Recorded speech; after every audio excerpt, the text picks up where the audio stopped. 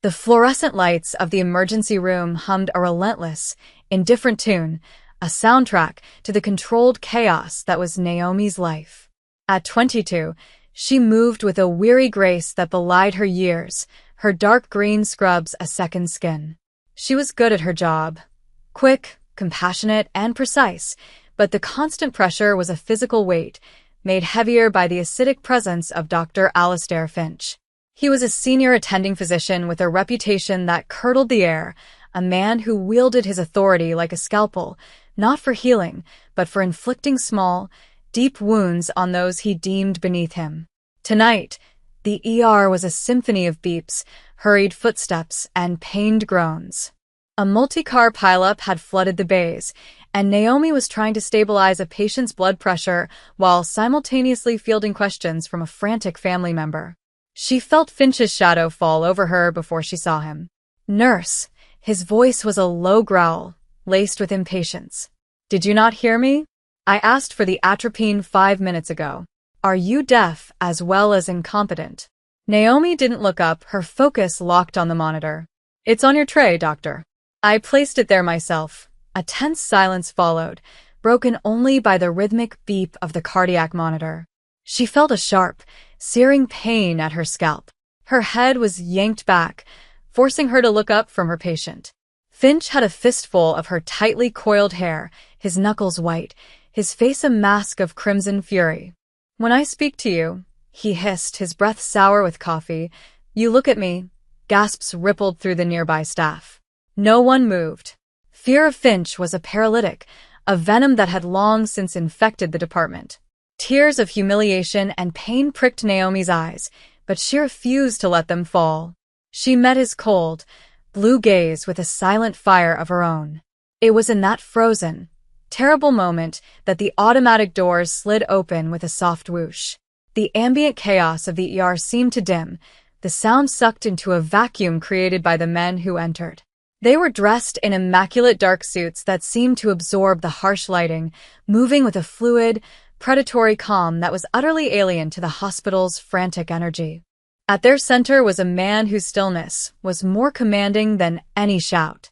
He was Korean, with sharp, intelligent eyes that missed nothing, his features carved with a severe elegance. His presence was a low hum of power, a quiet storm that made the air feel thick and heavy. He stopped just inside the entrance, his gaze sweeping the room, taking in the scene with an unnerving placidity. His eyes, dark and unreadable, finally settled on Dr. Finch and the nurse whose hair he held like a leash. The man's expression didn't change, yet a palpable chill descended upon the bay. Dr. Finch, blinded by his own rage, seemed to be the last to notice. "Are we clear?" he snarled at Naomi. Before she could answer, a low, resonant voice cut through the tension. "Let her go." The words were spoken in perfect, unaccented English, soft but carrying the weight of absolute command. Finch flinched as if struck, his head whipping around. He finally saw the man standing there, flanked by 2 others who looked as if they were carved from granite. Finch's arrogance was a brittle thing, and it began to crack. He released Naomi's hair abruptly, and she stumbled forward, catching herself on the patient's gurney. She raised a trembling hand to her scalp, her entire body shaking with a mixture of relief and a new, unfamiliar dread. The man in the suit took a slow, deliberate step forward. He wasn't armed, not visibly, but he didn't need to be. His authority was an aura, an undeniable force. "I believe," he said, his voice still quiet, "that a doctor's hands are meant for healing. Not for this." His gaze flickered to Naomi for a fraction of a second, a brief, assessing glance, before returning to the paling doctor. Finch puffed out his chest, a pathetic attempt to reclaim his dominance. "This is a private staff matter. I am the senior physician here, and you are interfering in my emergency room." The man smiled, a thin, cold curve of his lips that held no warmth. "Your emergency room? A temporary distinction. Everything is temporary." He gestured subtly with his hand, and one of his companions produced a pristine, folded handkerchief. He didn't offer it to Finch. He walked past the sputtering doctor, his expensive shoes making no sound on the linoleum, and stopped directly in front of Naomi. He held out the handkerchief. "Are you injured?" he asked, his voice now stripped of its earlier chill, holding a neutral, almost gentle tone. Naomi stared at the fine linen, then up at his face. Up close, she could see the faint lines of exhaustion around his eyes, the disciplined set of his jaw.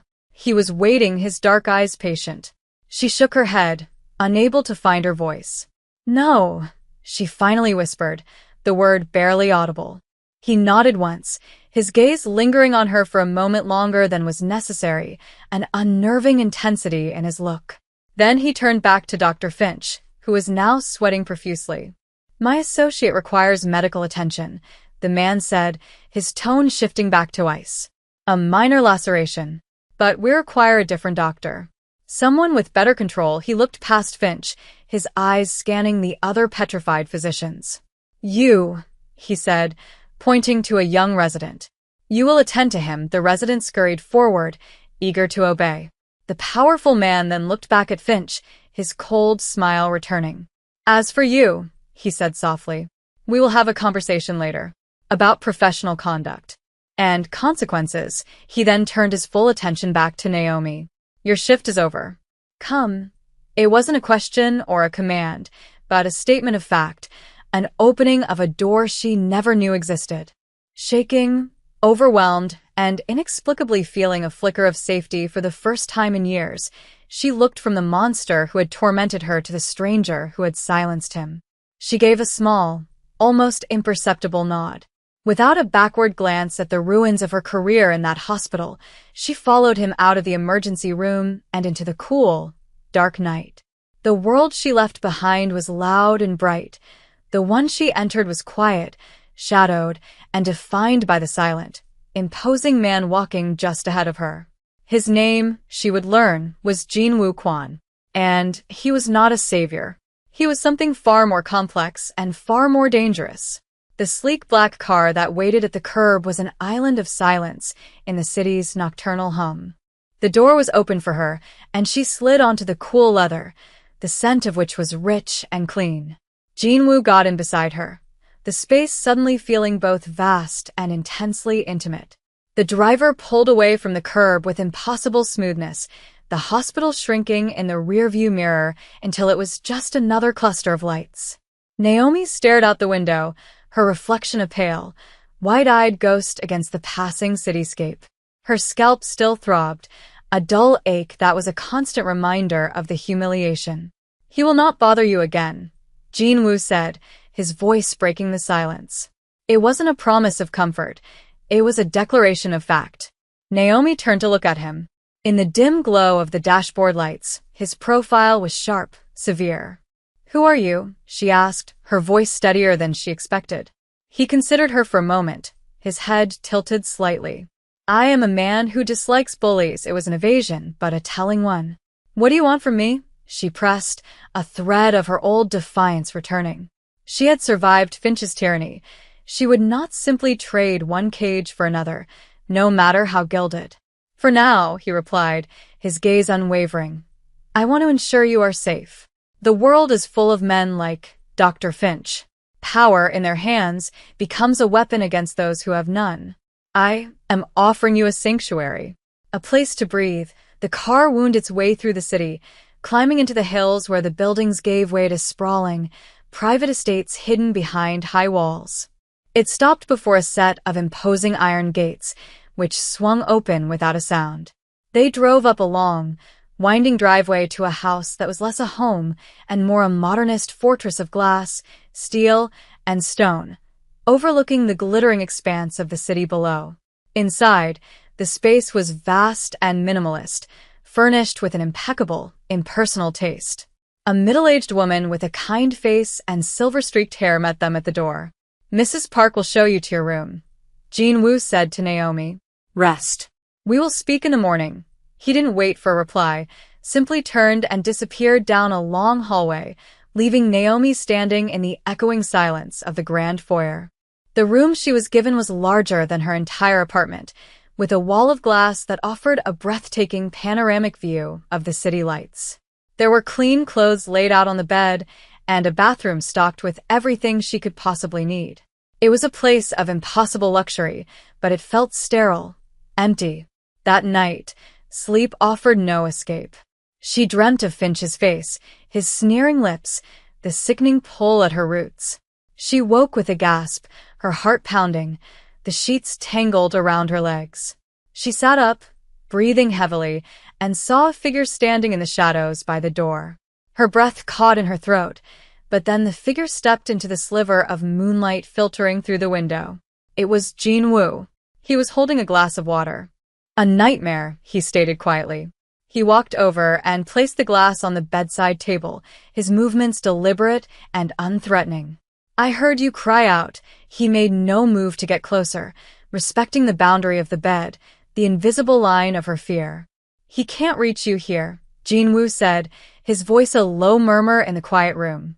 "I told you that you were safe." That was not a lie. Naomi pulled her knees to her chest, wrapping her arms around them. "Safety feels foreign," she admitted, her voice thick with sleep and residual terror. "It will become familiar," he replied. He stood there for a long moment, a silent guardian in the dark, his presence a strange and unexpected comfort. He was a man of shadows and immense unspoken power, yet in that moment, he was simply a shield. He didn't touch her, offered no empty platitudes. He just stayed, a steady presence in the dark, until her breathing evened out and the tremors subsided. That simple act of quiet vigilance did more to soothe her than any words could have. It was the first brick in a foundation of trust she never thought she'd build again. Days bled into weeks. Naomi lived in a state of quiet suspension. Jin-woo was a constant, yet distant, presence. He provided everything: food, clothing, security, but demanded nothing. He left her to her own devices, allowing her the space to heal. She spent her time reading, walking through the meticulously kept gardens, and watching the city from her glass-walled room. They fell into a routine of quiet dinners. The conversations were sparse at first, focused on simple things. But gradually, Naomi found her voice again. She told him about her dream of being a doctor, a dream that Finch's abuse had nearly extinguished. "I wanted to heal people," she confessed one evening, staring into her teacup. "Not just their bodies, but their spirits. That's what a nurse does." But he made it feel dirty. "He made me feel small." Jin-woo listened, his expression unreadable, but his attention was absolute. "He did not make you small," he said after a long silence. "He only revealed his own lack of stature. A person's worth is not determined by the opinion of a lesser man." His words were simple, yet they landed with profound weight. He never complimented her or offered empty praise. He stated facts, observations that chipped away at the insecurities Finch had so carefully built within her. One afternoon, he found her in the library, a vast, two-story room filled with books from floor to ceiling. She was tracing the spine of a medical textbook, a look of deep longing on her face. "You miss it," he observed. "I miss the reason I started," she corrected softly. "Not the place." He walked over to a small, ornate box on a nearby table and opened it. Inside was a single, pristine white coat, folded perfectly. It wasn't a doctor's coat, but a different kind, with a small, discreet insignia on the pocket. "I fund a private clinic," he said, his back still to her. "It serves a community that is often overlooked. They require a skilled nurse. One with compassion." He turned, his dark eyes holding hers. "The position is open if you want it. There would be no one like Dr. Finch there." "I can guarantee it." The offer hung in the air between them, a lifeline she hadn't dared to hope for. It was more than a job. It was a restoration of her purpose, her identity. She saw then that his protection wasn't about caging her. It was about giving her the freedom to fly again. A warmth spread through her chest, a feeling so unfamiliar she almost didn't recognize it. It was gratitude, mingled with a burgeoning, hesitant affection for this complicated, dangerous man. "Yes," she said, her voice clear and strong. "I would like that very much." The clinic was a revelation. It was clean, well-funded, and served a community of immigrants and elderly who often fell through the cracks of the public healthcare system. Here, Naomi's skills were not just valued, they were celebrated. She worked alongside a small, dedicated team who treated her with immediate respect, a respect she soon realized stemmed from their deep loyalty to their silent benefactor, Jinwoo Kwon. He never visited the clinic while she was working, as if understanding her need to have that space be her own. But she felt his influence everywhere, in the state-of-the-art equipment, the fully stocked pharmacy, and the quiet dignity afforded to every patient. Her confidence returned, stronger than before. The weariness in her eyes was replaced by a bright, focused energy. She was no longer just a victim. She was a healer again. Her relationship with Jinwoo deepened in the quiet hours of the evening, back at the glass house on the hill. The unspoken tension between them grew, a delicate, charged thing. It was in the way his eyes would linger on her when she spoke passionately about a patient, or the way she found herself noticing the rare moments when a genuine, small smile touched his lips. One night, a fierce thunderstorm rolled in from the coast, rattling the great glass walls of the house. The power flickered and died, plunging them into a sudden, deep darkness, broken only by brilliant flashes of lightning. Naomi jolted, a primal fear of the violent noise and sudden dark seizing her. A crash of thunder directly overhead made her gasp, and in the next flash of lightning, she saw Jinwoo was already there, standing a few feet away. He hadn't made a sound. "It is only a storm," he said, his voice a calm anchor in the chaos. He didn't move closer, but his presence filled the space, a shield against the tumult outside. "I know," she whispered, her heart still hammering against her ribs. "I've never liked them." Another flash of lightning illuminated his face. He saw the genuine fear in her eyes, the vulnerability she rarely showed. In that split second, his carefully controlled expression softened. He took a hesitant step forward, then another, until he was standing before her. He slowly raised his hand, not to touch her face, but to gently push a stray curl from her cheek. His fingers brushed her skin, a touch so light it was barely there, yet it sent a jolt of electricity through her that had nothing to do with the storm. The contact was brief, but it lingered, a warm imprint on her skin. The air between them crackled with an intensity that rivaled the storm. They stood in the dark, caught in a shared silence, the world outside raging while their own private storm built within the confines of the room. He didn't speak, and neither did she. Words were inadequate for what was passing between them. It was an acknowledgement of a connection that had grown in the quiet spaces, in shared meals and silent understanding. When the lights flickered back on a moment later, he had already lowered his hand, his mask of control slipping back into place. But something had irrevocably shifted. The line between protector and protected had blurred, replaced by the delicate, thrilling wire of attraction. The weeks that followed were filled with a palpable, unspoken energy. The memory of his touch in the dark lingered between them, a constant, silent hum. He began to open up in small, incremental ways. He told her about his childhood in Seoul, about the discipline and solitude that had shaped him. He never spoke of the nature of his business, and she never asked. The details didn't seem to matter as much as the man himself, the quiet integrity she saw, the fierce loyalty he inspired, the gentle respect he always showed her. One clear, cold evening, he led her to the highest balcony of the house. The entire city glittered below them, a sprawling tapestry of light and life. They stood side by side at the railing, not speaking, simply sharing the view. "When I was a boy," he said suddenly, his voice low, "I used to look at the city from a tiny, cramped apartment, and I promised myself that one day I would be on top of it, not buried within it." Naomi looked at his profile, at the hard lines of his face softened by the city's glow. "And are you," she asked softly, "on top of it?" He turned to face her, his expression serious. "I have power. I have wealth. But it is a cold, solitary view from up here." His eyes searched hers, and she saw a flicker of something she had never seen before in him, a profound loneliness. "It is less so, now that you are here," her breath hitched. The confession, so simple and direct, struck her with more force than any flowery declaration. She saw past the feared Mafia boss, past the powerful benefactor, and saw the man. A man who had built a fortress around himself, not just of steel and glass, but of control and silence. And somehow, she had been allowed inside. Jinwoo, she whispered his name, the first time she had used it without a formal title.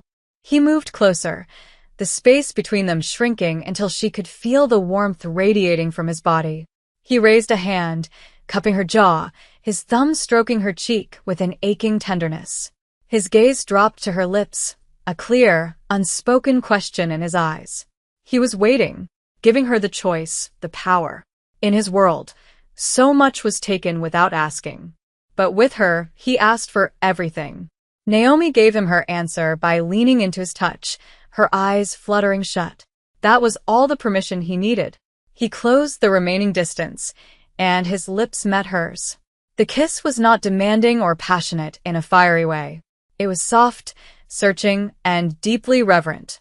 It was a kiss that spoke of gratitude, of relief, of finding an anchor in a turbulent sea.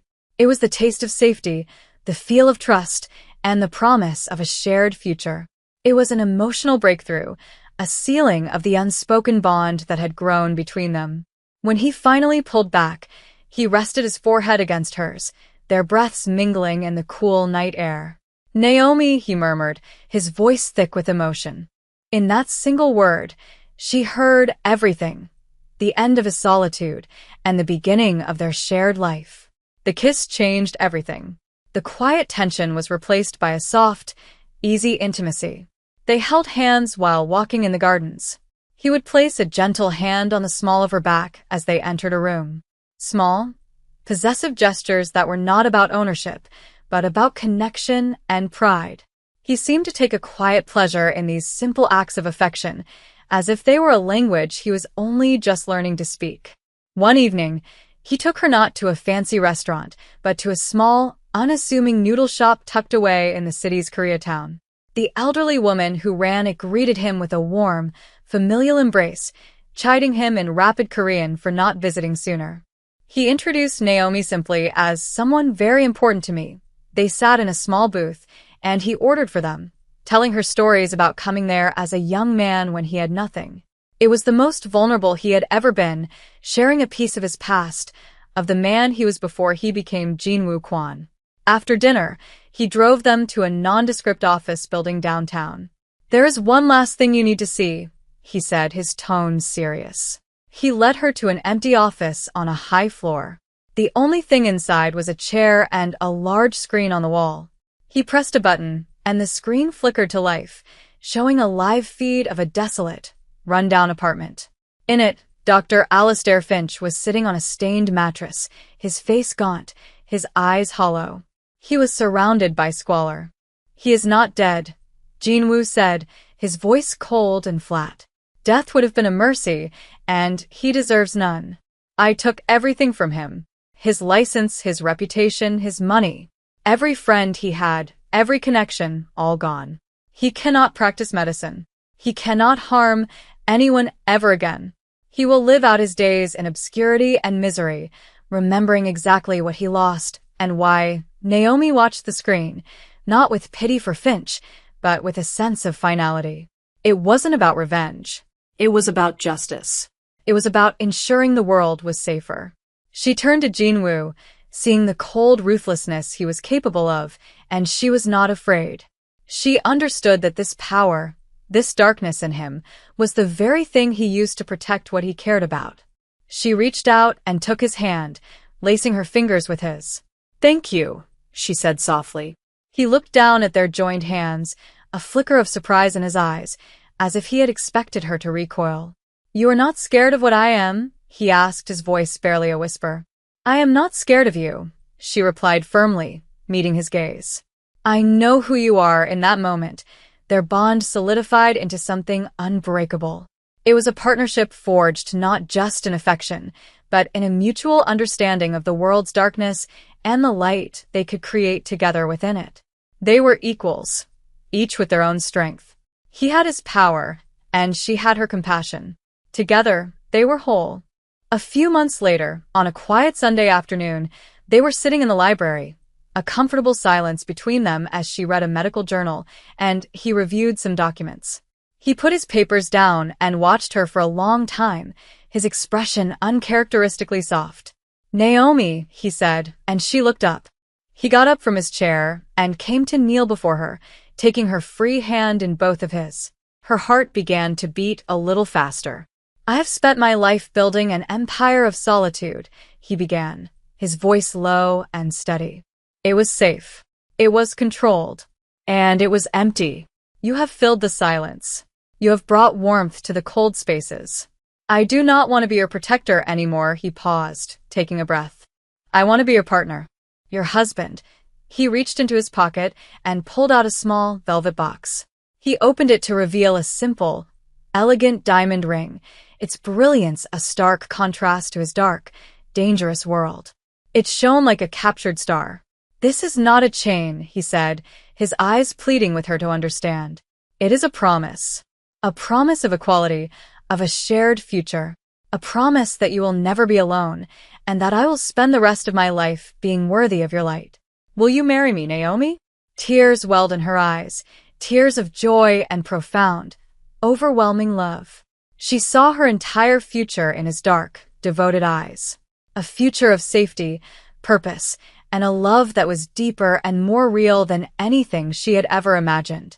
"Yes," she breathed, a radiant smile breaking across her face. "Yes, Jinwoo. I will." The wedding was not a grand affair. It was held in the garden of their home, at twilight, with only Mrs. Park and a few of Jinwoo's most trusted men as witnesses. Naomi wore a simple, elegant white dress, and Jinwoo wore a perfectly tailored dark suit.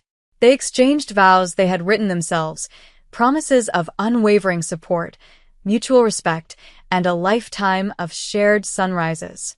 As he slid the wedding band onto her finger, next to the brilliant diamond, Jinwoo looked at her, his eyes full of a deep, quiet passion that was reserved only for her. "My wife," he said, the words full of wonder and possession, a declaration to the world, and a whisper meant only for her heart. She smiled, her hand resting on his chest, feeling the steady, strong beat of his heart beneath her palm. "My husband," she replied, her voice ringing with a confidence and joy that had been born from the ashes of her old life. Later that night, they stood on the balcony where he had first kissed her, looking out at the glittering city that was now theirs to share. He wrapped his arms around her from behind, pulling her back against his chest. She leaned into his strength, feeling utterly safe, utterly cherished. The frightened nurse from the ER was gone, replaced by a strong, resilient woman who had found her power. The feared, solitary Mafia boss was gone, replaced by a devoted husband who had found his heart. The lights of the city seemed to shine brighter than ever before, reflecting the brilliant, unshakable future they had built together, a testament to a love that had bloomed in the most unlikely of shadows, proving that even in the dark, light could not only survive, but flourish.